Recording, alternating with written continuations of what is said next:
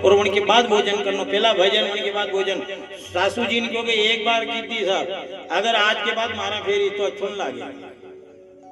वाह साहब, अब कुछ दिन वटेरी ने फिर यहाँ पियर में आई, पियर में जैसे आई नहीं यहाँ थी, फिर ससुराल में गई। अब ससुराल में गई न जैसी वो मारा फेरवा लगी नहुती सासू जी आए योग सो रोज को रोज काम काज तो कहीं नहीं आज ने मारा फेरवा भैया ने पूजा पाठ करवा लगा ने वो भगवान खावा ने थोड़ी दी देगा न। सही बात है साहब, भगवान खावा ने दे, मेहनत करा तो मले, नहीं तो कोई भगवान खावा न दे।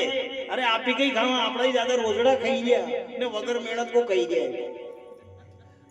बोलो भी मेहनत थोड़ी कर रिया, भी थोड़ी काद नाखी रहा, भी थोड़ी गहूं वही रहा, वहां भी मेहनत आप ही करा, पर भगवान खावा न दी रोजो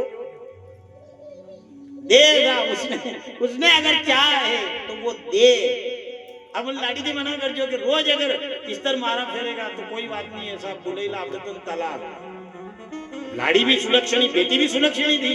बेटी ने विचार करियो भगवान क्या पसी की मूवी पर अति देर में कहियो पंडित जी आया जैसे ही भिक्षा मांगवा बोले और लाड़ी बनाने भिक्षा देवा के लिए गई तो लाड़ी को के हो पंडित जी के कई के एक काम करवानी कागज पे साइन कर दो आपको। अब वणी गाम में घर खसक्यो तो को तो मारा पंडित जी ने मो गामोट महाराज रियो नसीड़े बेटा मने मरी नाख्यो तो का की आका गाम थी अलग ही हो परिवार मन जो पंडित जी आप तो साइन कर दो और वहां बेटी रोवा लगी और जट वने देखियो ना कागज में लिखी रखियो तो वने क्यों बेटा यो कई लिखी रखियो वने क्यों जो भी लिखी रखियो पर अगर मारी जिंदगी को सवाल है आप यहाँ साइन कर दो। पंडित जी ने क्यों भली गाम छूटे तो छूटे अपने आड़ो ही कोनी पर या बहु अगर अणकी आग में आंसू आया है तो सब पण पंडित जी ने साइन करी जा नीचे साइन कर जानो कागज दे दियो। अब कागज दी ने जैसी वो माला फेरवा के लिए बेटी की वो मुझे ला दे भजन की वो माला, मुझे ला दे भजन की वो माला, मुझे ला दे भजन की वो माला, मुझे ला दे भजन की वो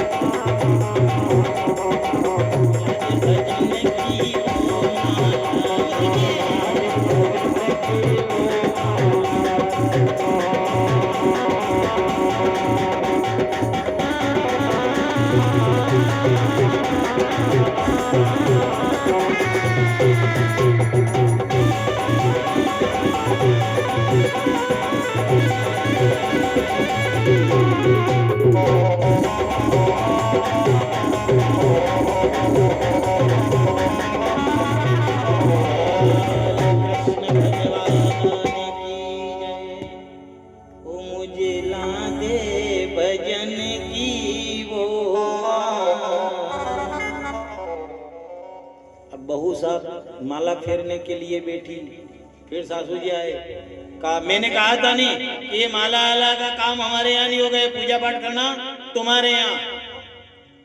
लाड़ी ने क्योंकि हाऊ जी मम्मी जी भले कई बात नहीं, तो आज के बाद महारानी फेरूंगा परी पंडित जी थी पूछो मने म्हणजे पंडित जी और दस किधर चाल रही माँ की, तो पंडित जी क्योंकि और तो सब बढ़िया है,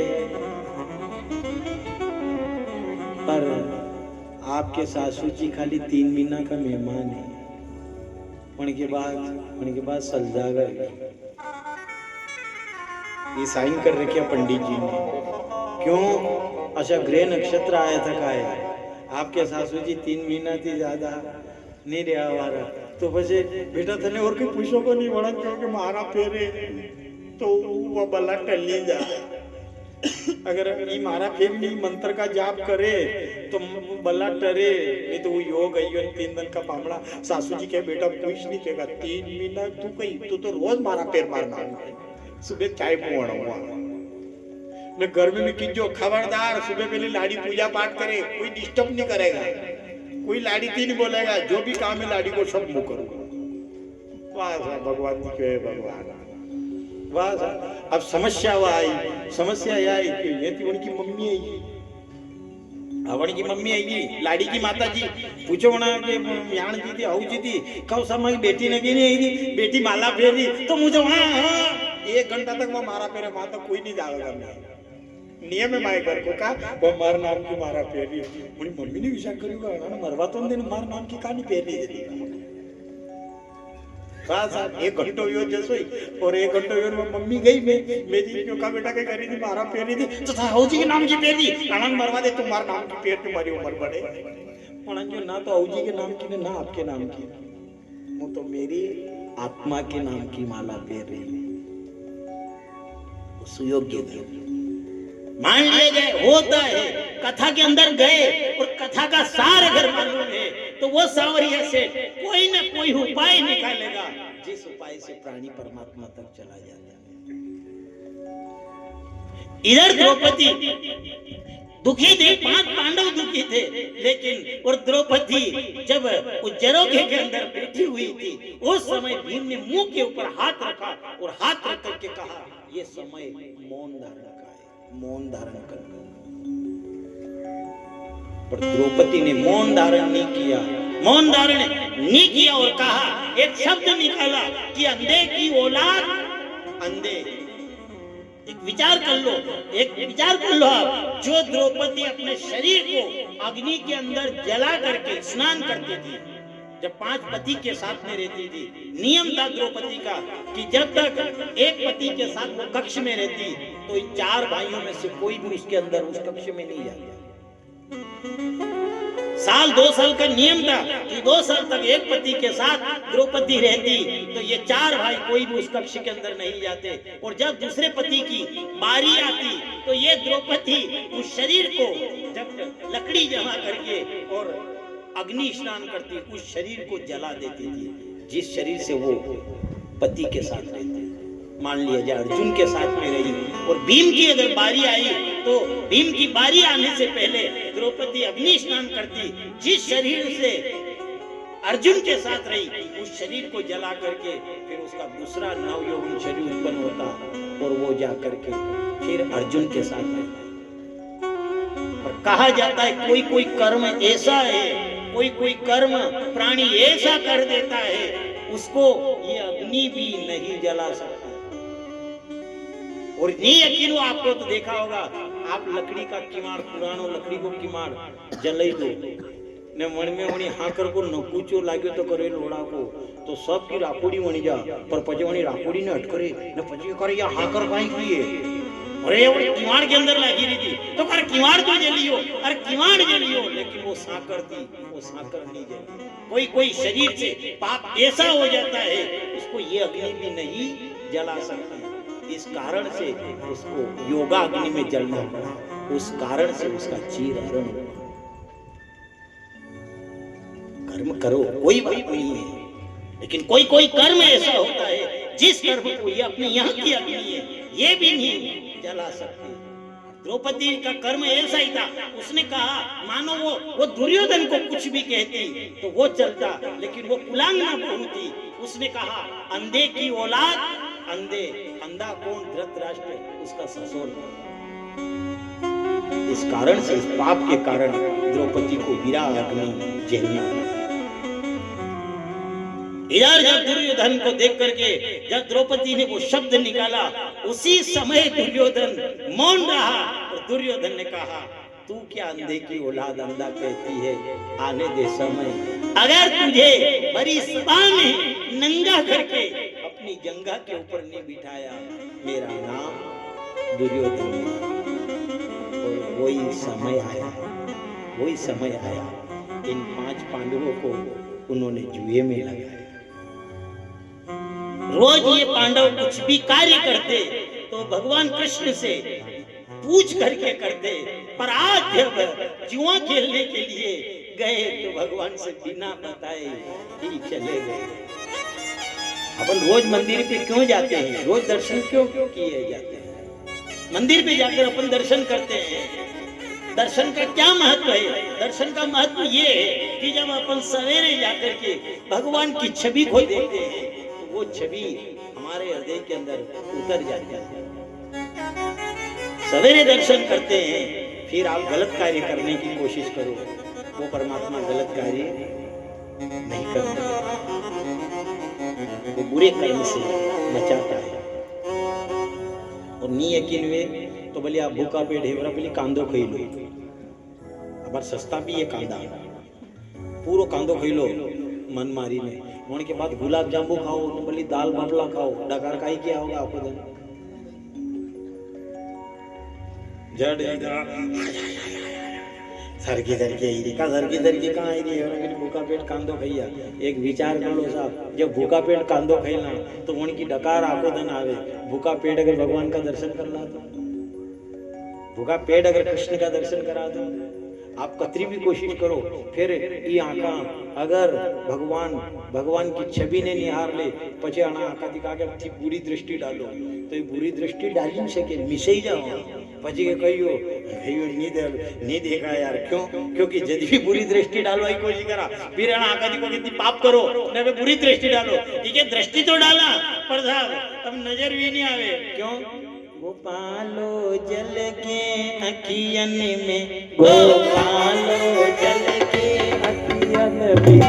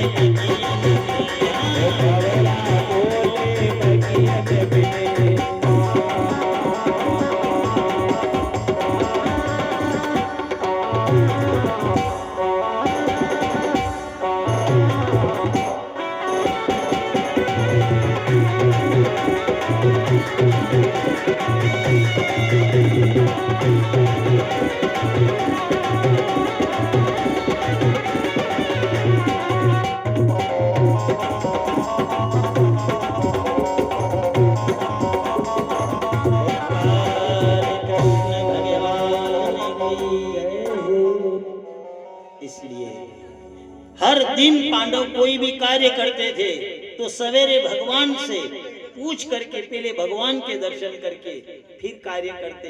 पर जब इस दुर्योधन ने षड्यंत्र रचा और मामा शकुनी से कह करके जब इन पांडवों को जुए में लगाया, इधर जब पांडव उन कौरवों के साथ में जुए खेल रहे थे उस समय इधर तो वो हार रहे थे, दाव पे दाव लग रहा था, इधर पांडव हार रहे थे, उधर द्वारिका के अंदर भगवान कभी इधर जाए कभी इधर जाए, व्याकुल हो गए भगवान। रुक्मणी मैया कहने लगी, अरे पागल तो नहीं हो गए, बैठ जाओ तुम। भगवान कहने लगे, मैं कैसे बैठूं, आज मेरे पांडव वहां दाव पे दाव लग रहा है और वो हार रहे हैं, तो आपके इधर उधर जाने से क्या होगा। भगवान कहते, मैं विचार कर रहा हूँ, मेरा भगत मुझे अभी पुकार दे, मैं चला जाऊं इधर। पर पांडवों ने एक भी बार भगवान कृष्ण को याद नहीं किया। भगवान व्याकुल हो गए वहां पर। इधर जब सब रात पाठ सब हार गए, युधिष्ठिर ने कहा हमारे पास कुछ नहीं है। दुर्योधन कहने लगा, कौन कहता है आपके पास कुछ नहीं है, क्या है? द्रौपदी, एक और द्रौपदी और दूसरी ओर ये रात पाठ ऐश्वर्य सबका सुख, आखिरी दाव और होना हो जीत हो जाए। इधर उन्होंने युधिष्ठिर जी महाराज ने द्रौपदी को भी दाव पे लगा दिया और आखिर में वो दाव भी वो हार गए।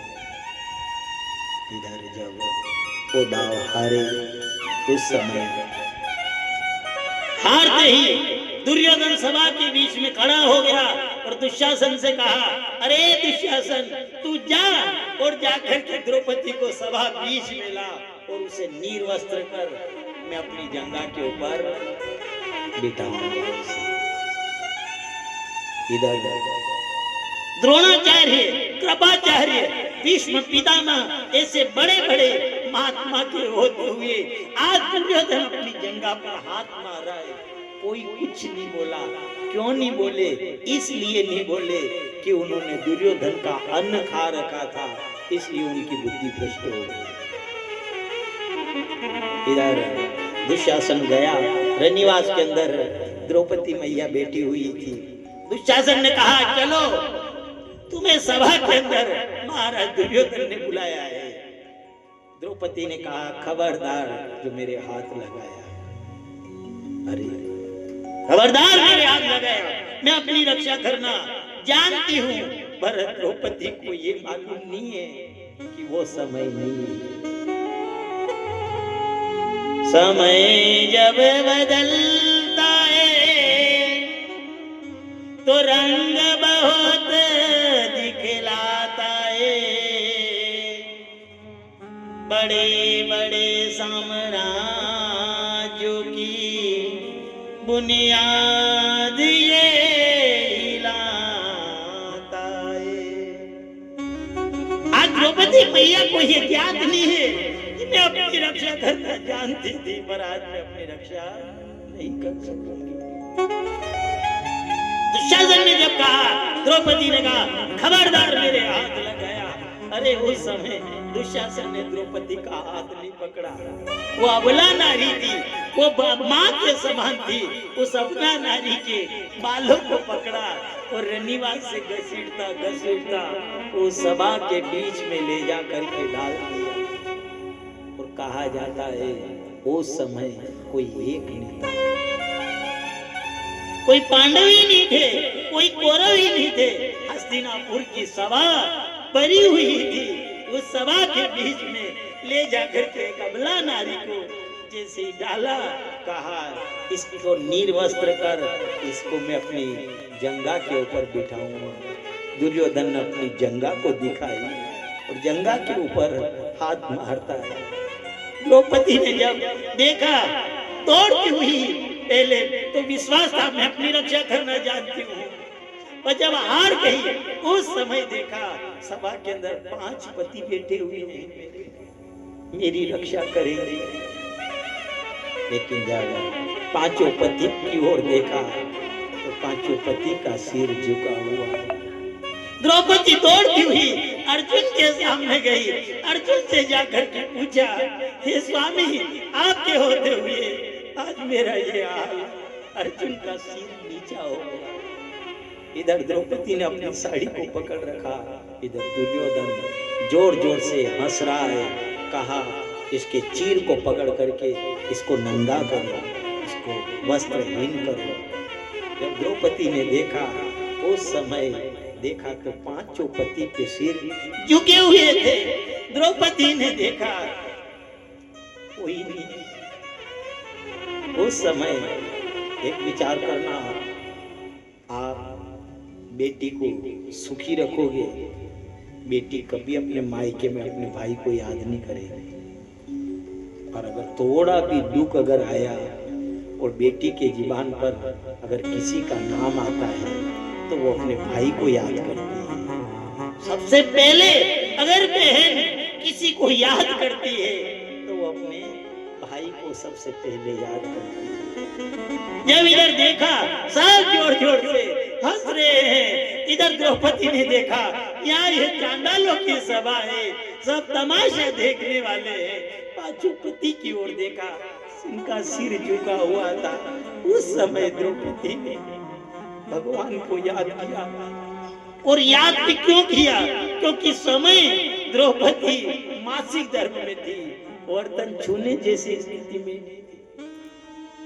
और द्रौपदी ने देखा अगर आज भी मैं कृष्ण को याद नहीं करूंगी, उन्हें उनका कर्जा नहीं याद दिलाऊंगी, तो आज मेरी लाज बचाने वाला कोई नहीं। उस समय द्रौपदी ने पहले तो वो साड़ी पकड़ रखी थी, पर आज साड़ी को छोड़ दिया। कहा अरे कान्हा, अगर मेरा चीरहरण हुआ तो आज मेरी लाज नहीं जाएगी कान्हा, ये तेरी लाज जाएगी। द्रौपदी आंखें बंद कर ली और श्याम सुंदर को याद करने लगी। कहाँ जा छुपे हो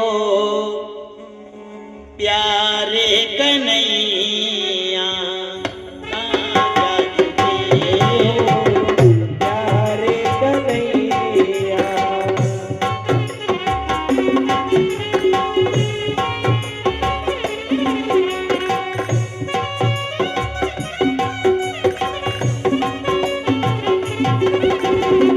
कहाँ जा छुपे हो प्यारे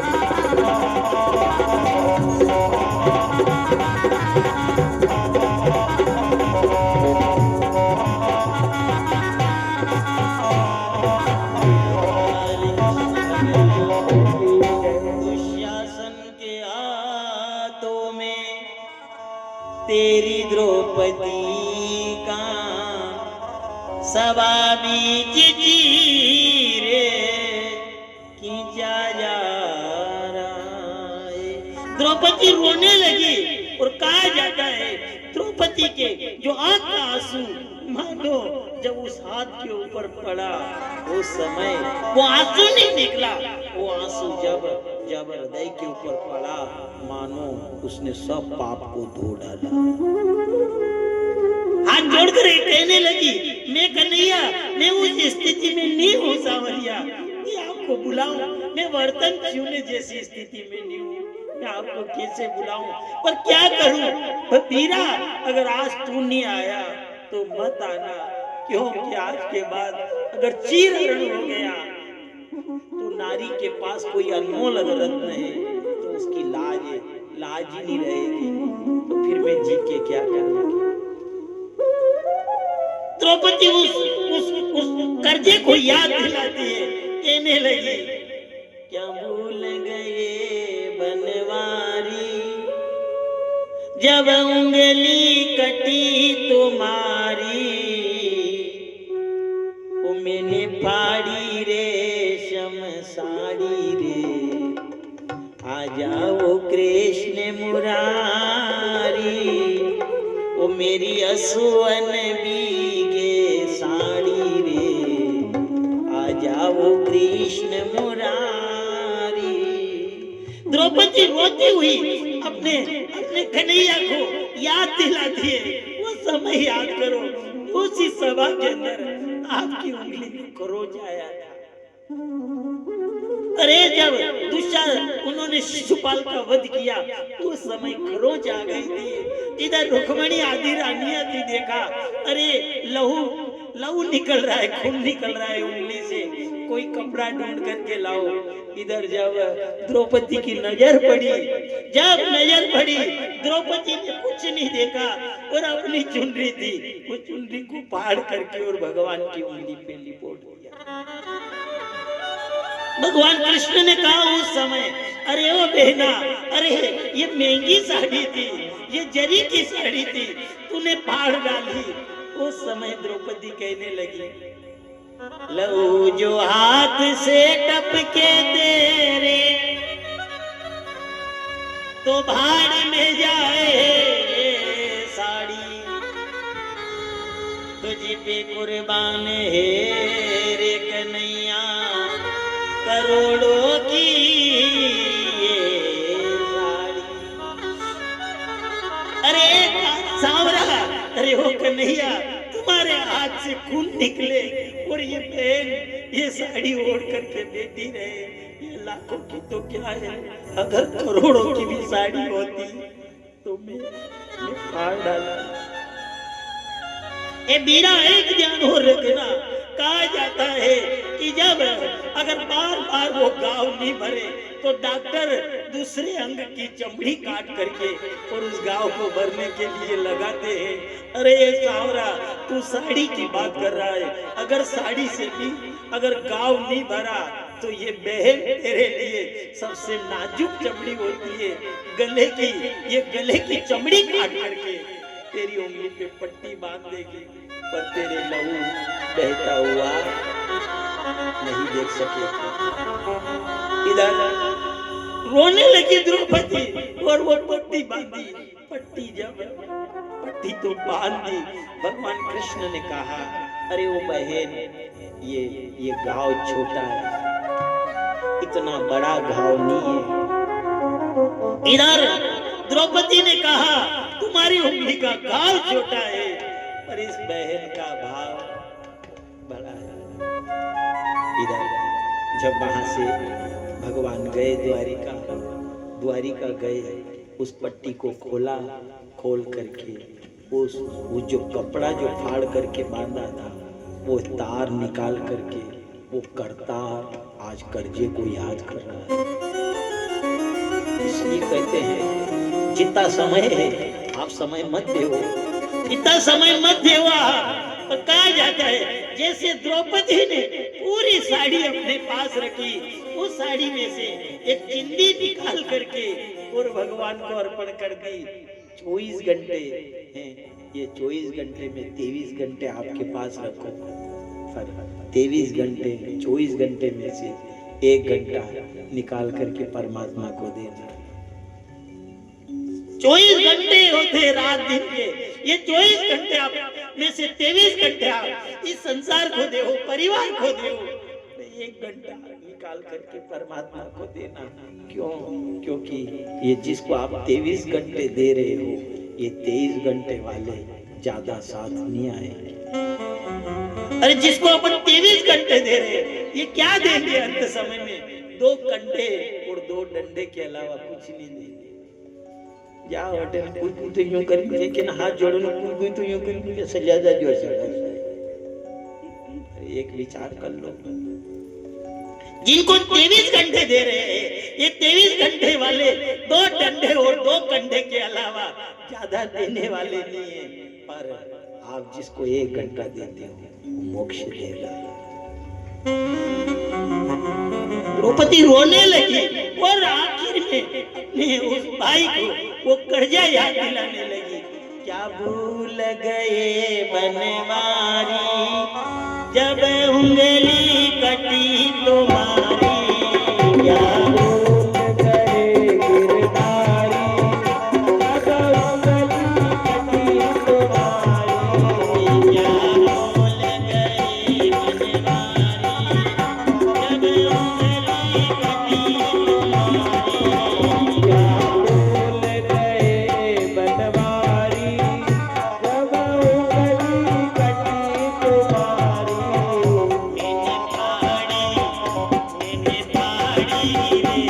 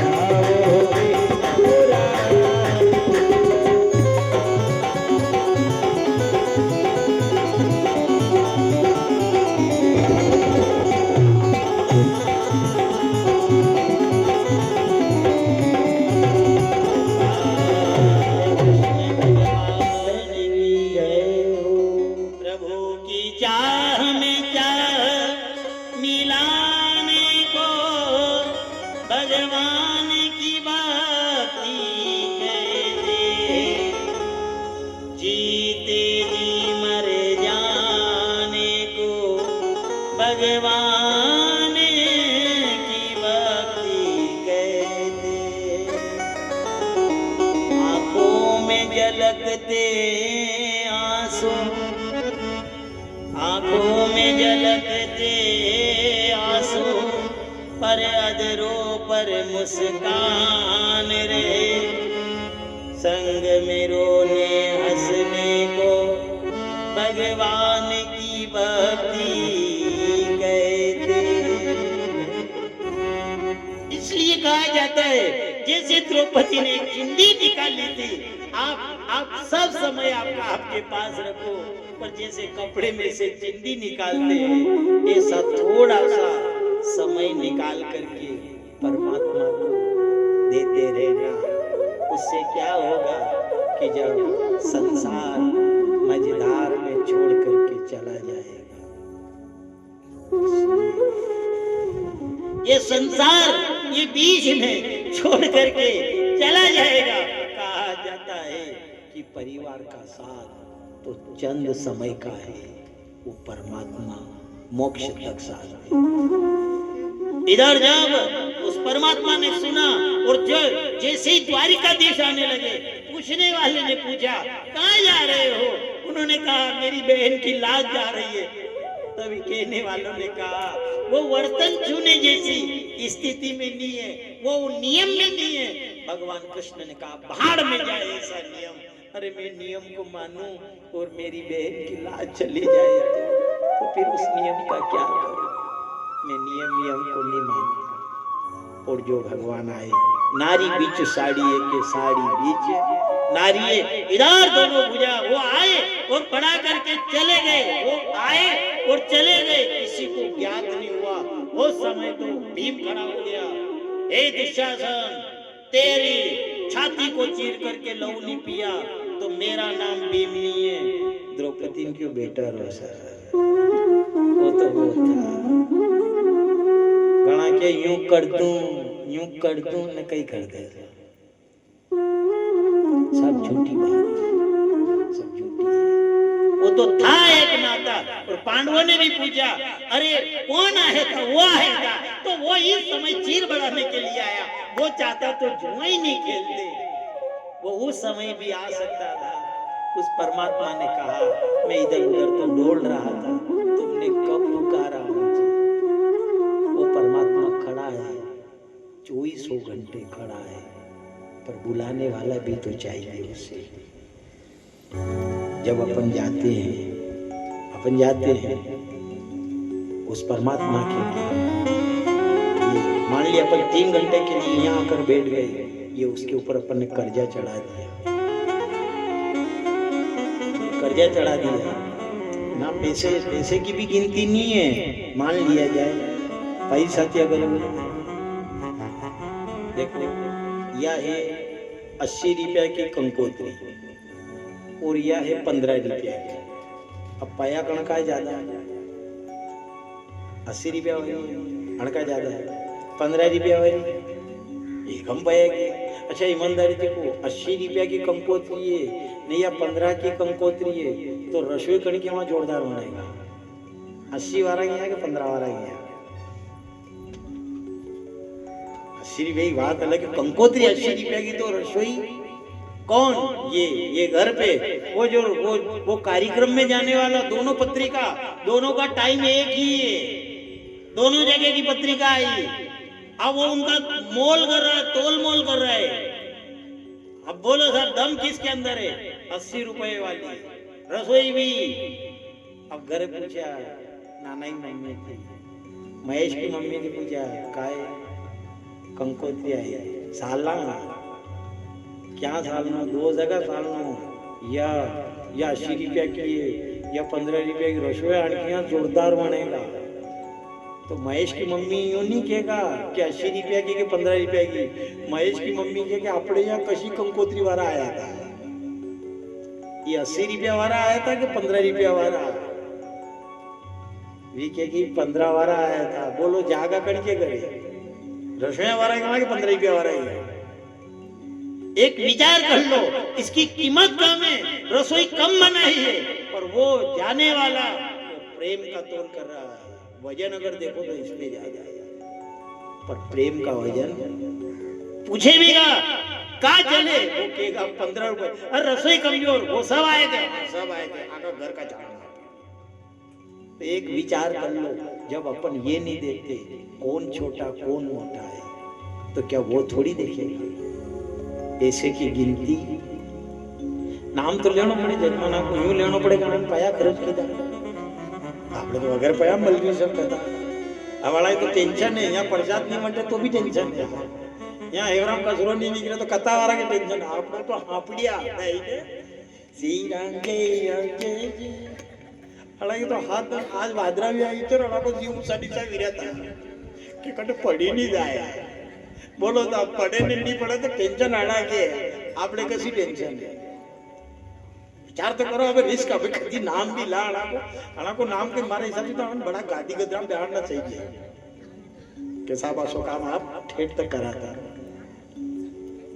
महंगे या सस्ते से कभी भगवान को मत बोलना, ये भी मत देखना कि महंगे कपड़े से भगवान राजी होता है, कभी महंगे कपड़े से राजी नहीं होता। अपने क्या काम, वो उस सांवरिया की क्या, अमीरी और गरीबी से सांवरिया के कुछ काम नहीं है।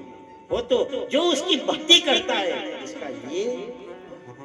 अच्छा भी महंगा कपड़ा थी भी अगर विचार कर ला के साथ महंगा कपड़ा थी कभी भगवान राजी रे, तो आप दुकान पे जाओ कभी साड़िया वाला वहां जाएगा एक बार तो कपड़ा लेवा क्यों मंशोर ने एकदम उतरियो जो उल्टा पन्ना की लेंगो पहरे मिलो 15,000 को बोली बोलिया माता वारी में। अब 15,000 को लेंगो ने एकदम उतरियो जो मुंह टकरानो मन मालूम को नहीं यहाँ भी भाई चा उबा करी बिलिया। अब मन मालूम को नहीं एकदम भी मजाओ टकरानो ने एकदम भी कपड़ा न गया मन को असीन की लड़ाई भी जाके पंडित जी टकराइया मारे मन को अनाती हाथ जोड़ी माफी मांगी लू मन को जी मैंने माफ कर दो मुझ सही करने टकरानो आती देर में जी तो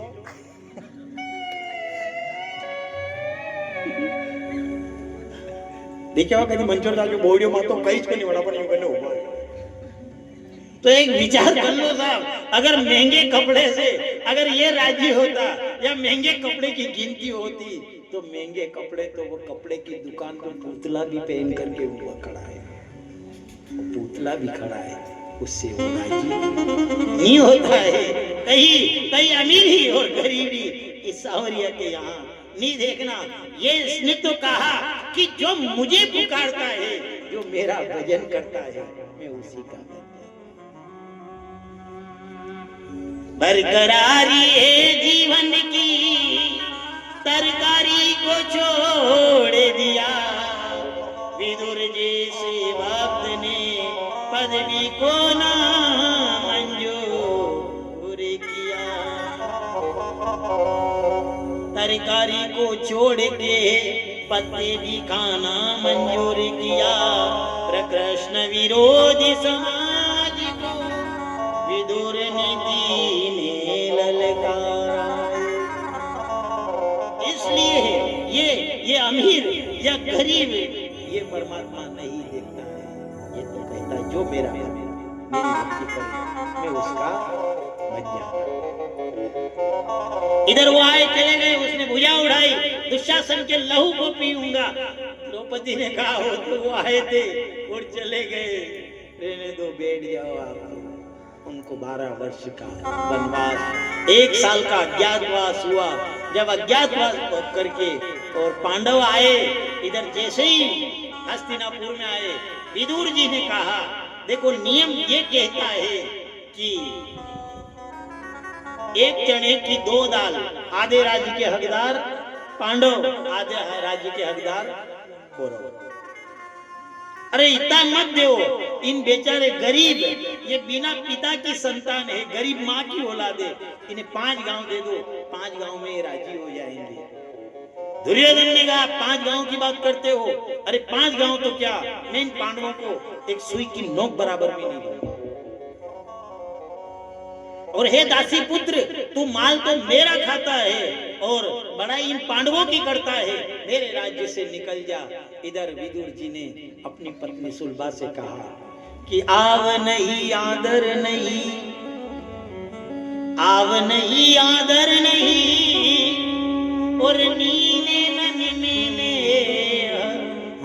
तुलसी उस घर न जाइए, चाहे कंचन बरसे में। पहली बात तो ये है, जहां जाने से हमारा अनादर होता हो उस स्थान पर कभी नहीं जाना चाहिए। उन्होंने कहा दासी पुत्र, ये दुर्योधन ऐसी कटु वचन कहता है। उन्होंने वो राशि वस्त्र थे वो उतारे, भगवा धारण कर लिया, धनुष बाण द्वार पे रख करके, और उन्होंने कहा आज के बाद ये शरीर इस महल के अंदर कभी नहीं। शब्द की चोट बुरी है सर। आप यहाँ भी देखे हो तो कदी कदी कोई शब्द निकालता है, कदी कदी मजा की लड़ाई भी जाने शब्द निकाल दे तो वो शब्द अंदर उतरी जा। कथा में नहीं उतरे, कथा में तो कीधो, कथा में कही क्यों था, कथा में तो महाराज में नरी बात की थी, कही की थी अतरी कही याद रहे, कही न कदी लड़ाई भी जा घर में, न 12 साल बाद पांडव आवे तो घर में रोक ही जा कोई પછી કે શા ભૈયા ને મી નહીં આયા યાર, ભીગા નહીં આયા। પછી વણાથી કે અક્કા કહીયો, કા આપકે કહીયો કા નહીં આવી રહ્યા, ઈ કે નહીં આવો, કા નહીં આવો, થા કે લાડી ને 10 સાલ પહેલા કઈ ગયો તો, વાહ વાહ વાહ વાહ, તો મારે અહીંયા કટકીરી, વાહ વાહ नहीं बोलूं, मरी जाऊं तो ही नहीं बोलूं, तो कारे कथा की बातें याद करता थाने वेकुंड में मुकलता, ऐसी बातें याद करता। एक शब्द के अंदर ताकत है साहब। आव नहीं आदर नहीं नीने नन्हे नेह, तुलसी उस घर न जाइए चाहे कंचन बरसे में। एक शब्द कहा कि दासी पुत्र मेरे राज्य से निकल जा, उसी दिन विदुर जी महाराज निकल गए, चले गए, गंगा के किनारे गए, मैत्री जी से मित्रता हुई, वहां कृष्ण कथा कहने लगे। पर जब उनको ज्ञात हुआ कि आज शांति दूत बन करके कृष्ण आ रहे हैं, उस समय सुलभा अपनी पत्नी विदुरानी से कहा मैं कृष्ण को देखने के लिए जा रहा हूँ। सुलभा ने कहा, विदुरानी ने कहा क्या वो अपने यहाँ आएंगे? विदुर जी ने मना कर दिया, वो द्वारिका के राजा है, तुम्हारा छोटा कन्हैया नहीं रहा, जो आएगा वो राजा है, हम गरीब है, हमारे यहाँ वो नहीं आएगा। तो फिर मेरी चाह थी कि मैं एक बार उनको निहार लो अपने नयन से। विदुर जी ने कहा मैं अंदर तो नहीं जाऊंगा, पर मैं बाहर से खड़ा खड़ा उनको देख करके और उनका जो उन्होंने कैसा श्रृंगार कर रखा है उसका वर्णन तुम्हारे सामने करूंगा। पर विदुर जी को ये ज्ञात था कि चाहे मेरी दृष्टि में वो नजर नहीं आए, पर वो सर्वव्यापी है, सहस्र शीरी का पुरु का सहस्राक्षा है। अरे मैं उनको नहीं निहार सकूंगा, मैं नहीं देख सकूंगा, उनकी सब दृष्टि है, वो चाहे कितनी भी भीड़ होगी लेकिन उस भीड़ में मुझे निहारेंगे। ये छवि लेकर के विदुर जी आए। यहाँ सा दुर्योधन ने तो कहा कि दुर्योधन कोरोना पॉजिटिव नहीं थे, पर वो शकुनी कोरोना से पॉजिटिव थे। वो समस्या हुआ थी, कभी कभी राज्य देवा की हाँ कर ले तो राते हाँ कर दो कि हाँ आनंद थोड़ा कर राज्य दे दूंगा, गांव दे दूंगा, नहीं हेवरा भी नहीं शकुनी के मेरे जाते फिर नट जाते क्या हाँ नहीं दूंगा, मुँह तो दूध को आगे बीमारी वा शुरू बढ़ती नहीं हुई या पहला थी बीमारी चली आई गई, वो वायरस बन के अंदर आई जाए।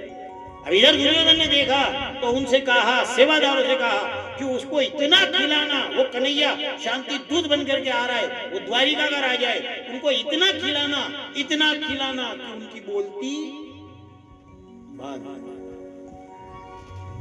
अपने यहाँ दूसरों मालूम नहीं पड़े, पर यदि सरपंच का फार्म भरा, यदि देखे होगा आपने, जने उनका बाप जमाना साग को कप नहीं पायो, भगवान जाने उकड़ा कहीं पायो। नहीं पिया वाला भी कहे कि वोट ताको दे, नहीं फार्म भरवा वाला अतरा कलाकार है, का के मार तो 55 पुष्पा आवे म्हणत की यार फार्म मत भरो, कीर्तन नहीं भरा पंडित जी, अतरा वोट वहां का आपला, अतरा वोट वहां का भी आपला, ने वे का भी आपला, ने म्हणमेती अतरा वोट तो आपला सोडचे जाणागणा पैसे लिखित मिली आवे।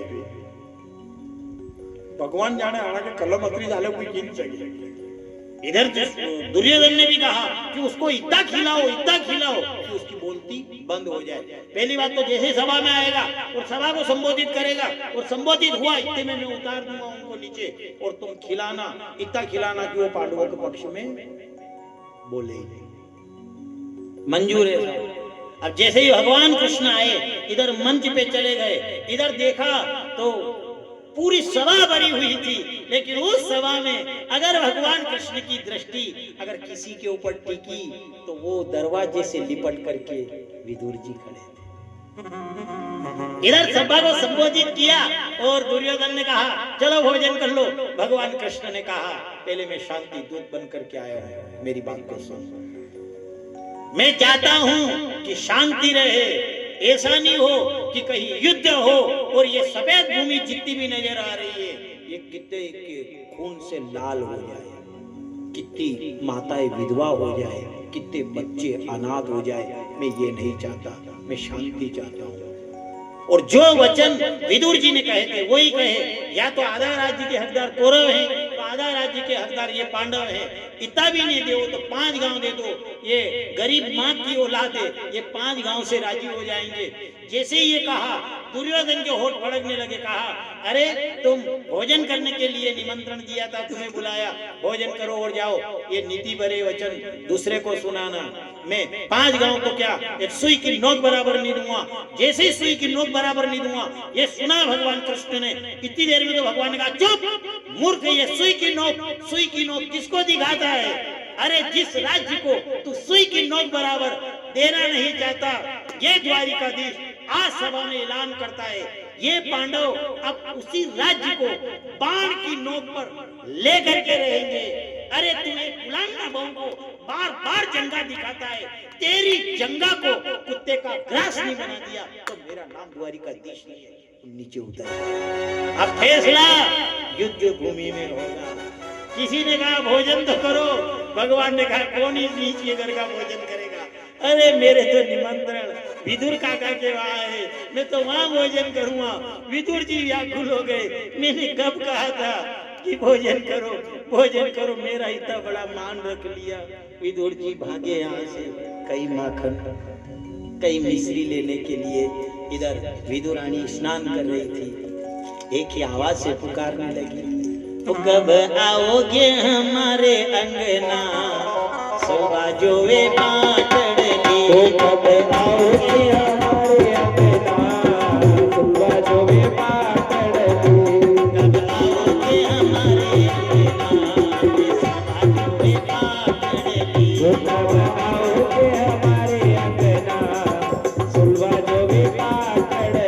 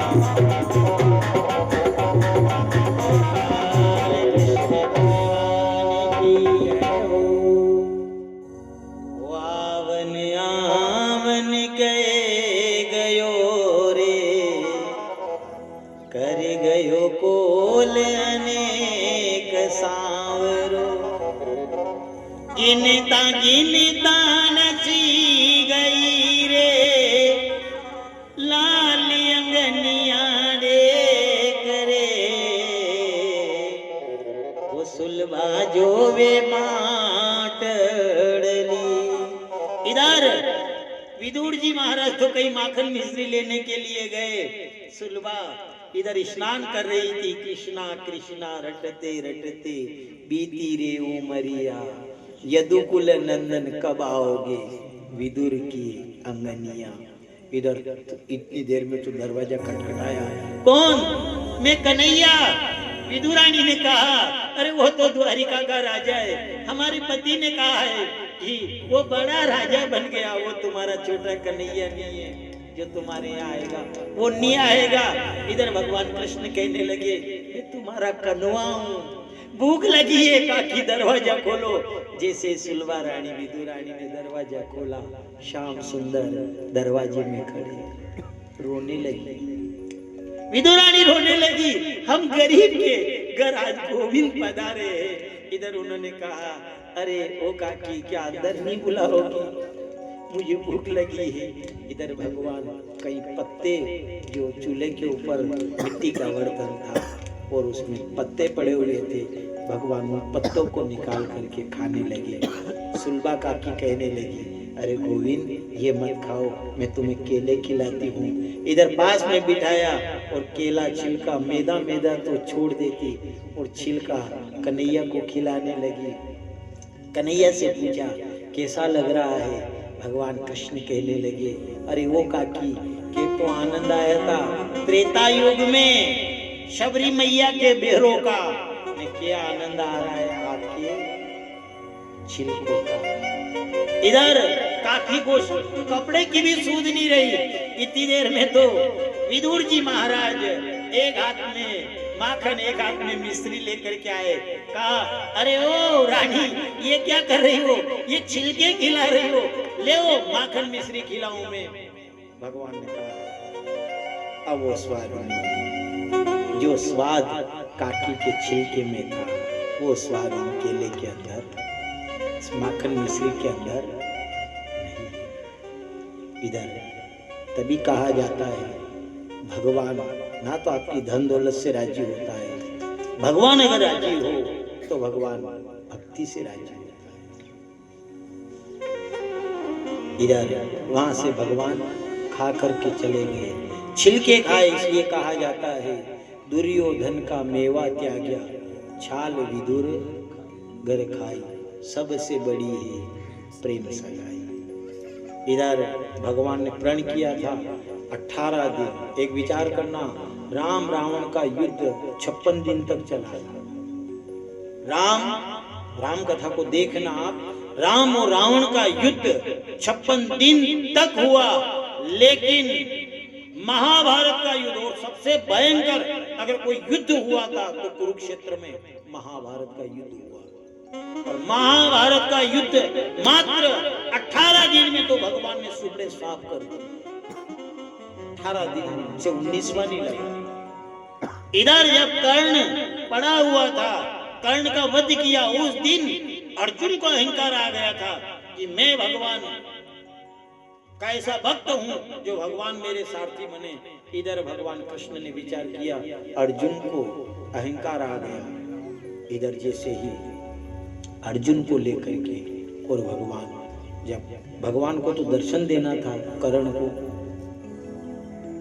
अर्जुन को लेकर के गए, अर्जुन से जाकर के देखे, सब और घूमते हुए गए, देखे तो कर्ण के पास में जैसे ही गए, इधर भगवान 2 बार रोए।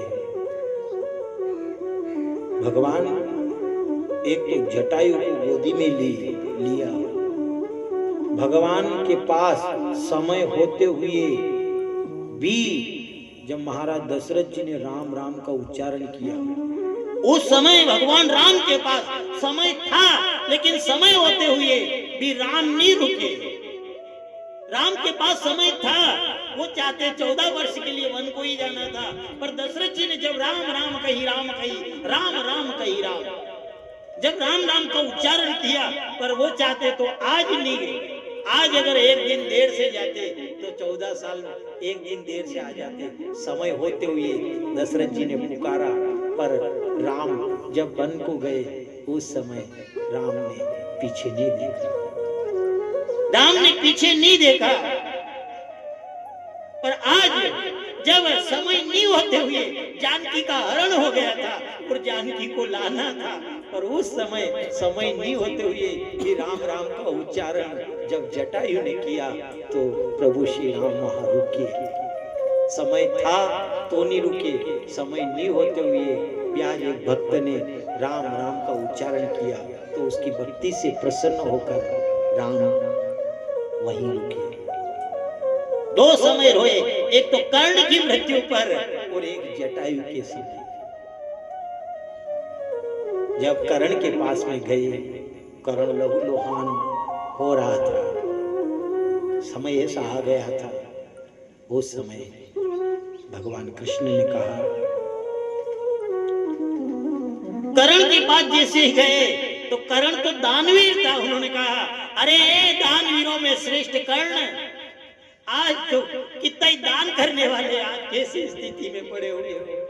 कर्ण ने नमन किया, और तुम्हें क्या, मैं क्या दूं आपको, मैं आज खुद व्याकुल होकर के गिरा हूं। उन्होंने कहा, जो स्वर्ण का दान करने वाला दानवीर कर्ण आज कैसी स्थिति में पड़ा है, क्या दान नहीं करोगे? कर्ण ने मन ही मन में प्रणाम किया, कहा, क्या दूं, आज मेरे पास कुछ नहीं है। कर्ण रोने लगा। उस समय भगवान ने कहा, कौन कहता है तेरे पास कुछ नहीं, तेरे मुंह में जो दांत लगा हुआ है वो सोने का है। अरे तू चाहे तो अब भी दान कर सकता है। इधर कर्ण ने कहा, मैं दान तो करूं, लेकिन मैं कहीं से पत्थर ला करके मुझे दे दो जिससे मैं ये दान कर। इधर इशारा किया अर्जुन की ओर।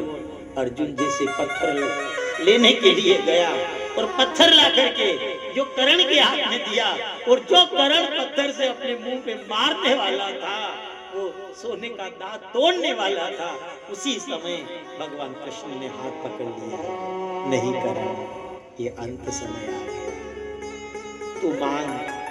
तू मांग आज, क्या मांगे?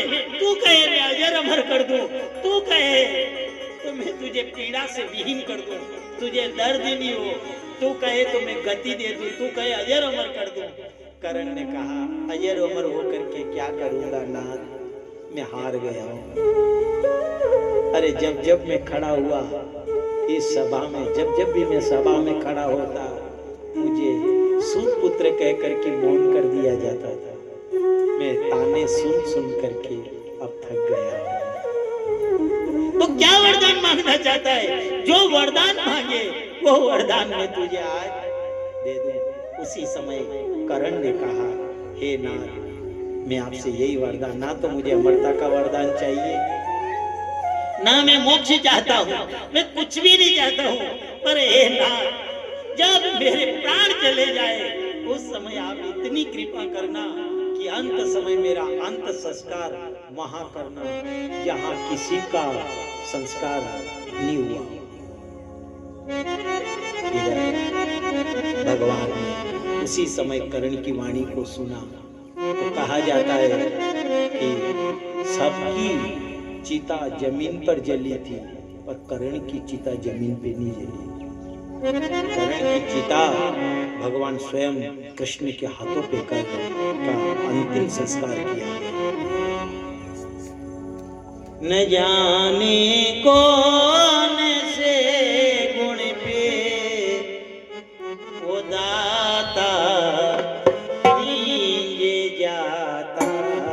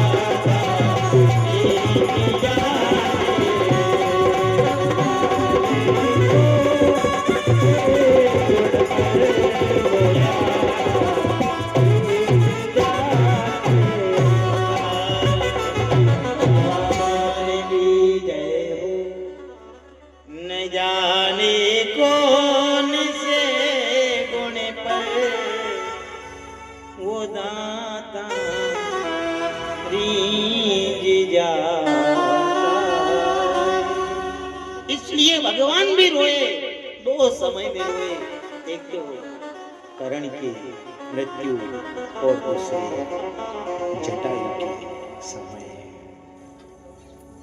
इधर जब कुछ तो अहंकार उनका उसी समय समाप्त हो गया।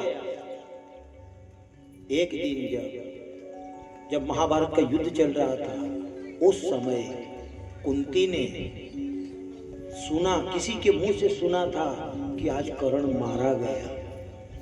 कुंती को एक धक्का लगा था, क्योंकि कुंती मां थी। इधर जैसे ही कुरुक्षेत्र का भ्रमण, क्योंकि दिन में युद्ध होता और रात में सब कुरुक्षेत्र के का गमन करते, कितने मरे, कौन किस हाल में पड़ा है, ये सब देखते। आज जब 5 पांडव जब उस कुरुक्षेत्र का भ्रमण करने के लिए गए, कुंती मैया ने कहा, बेटे मुझे भी ले चलो।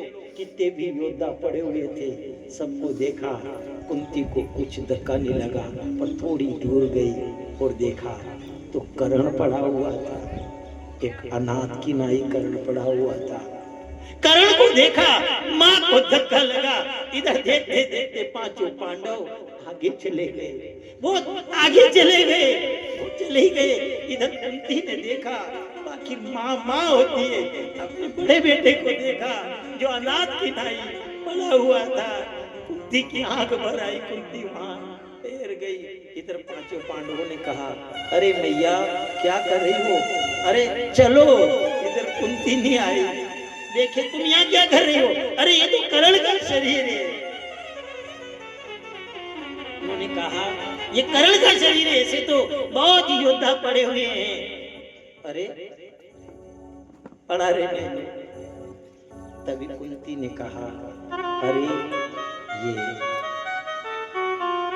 ये योद्धा नहीं है, ये तुम्हारा भाई है।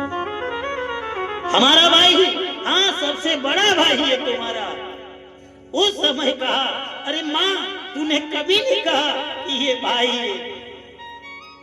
उस समय कुंती कहने लगी, मैं खुद भी तो अभागी हूँ, ये किस्मत का मारा है।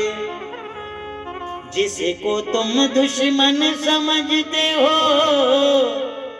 ये तो भाई तुम्हारा है।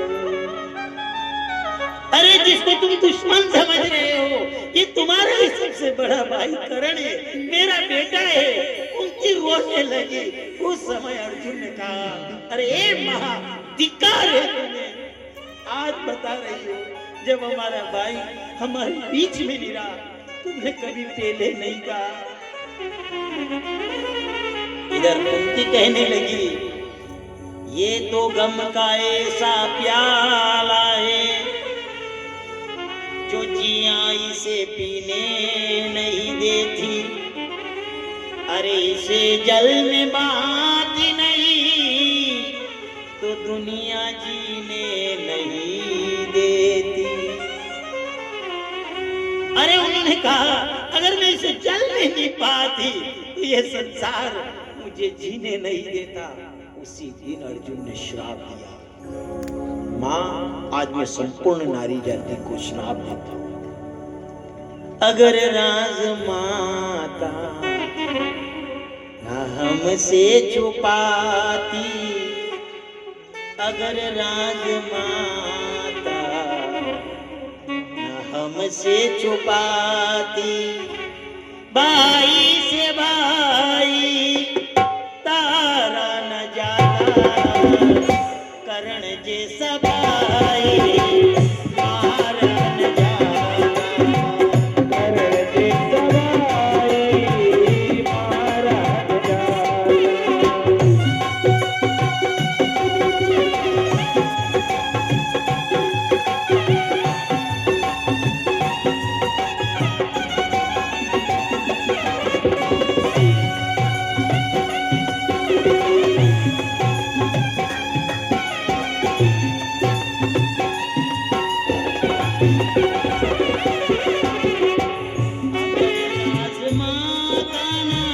हमसे छुपा